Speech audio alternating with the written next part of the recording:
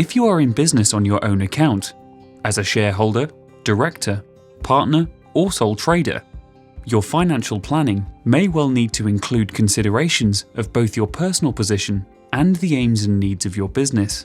This interaction between the goals and daily needs of the personal and business can influence decisions you take around savings, investments, life assurance, and your retirement planning.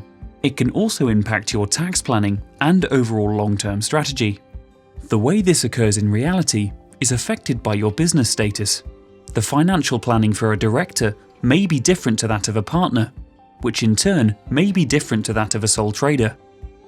Likewise, you may have a minority interest in a company or be the controlling shareholder. All of these factors matter. We can look at a few examples to highlight some of the likely areas where financial planning becomes different depending on your situation. For directors in a company, there can be many different ways you can extract money from the company to pay yourself. The various options that exist include salary, dividends, and pension contributions. The balance in any tax year between these options can result in significant differences in the amount of tax you pay.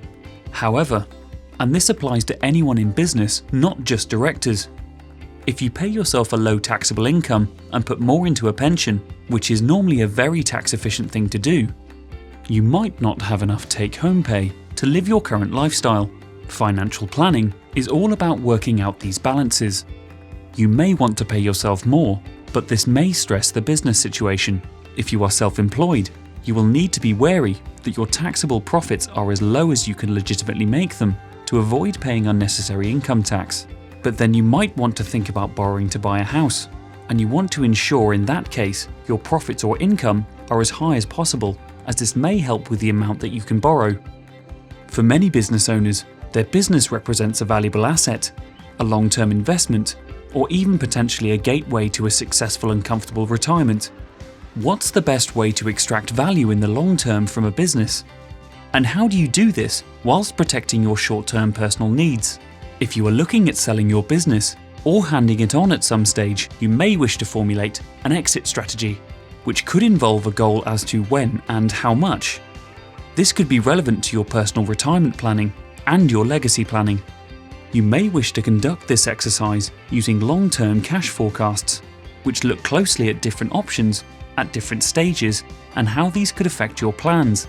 A business is often the income producer for whole families.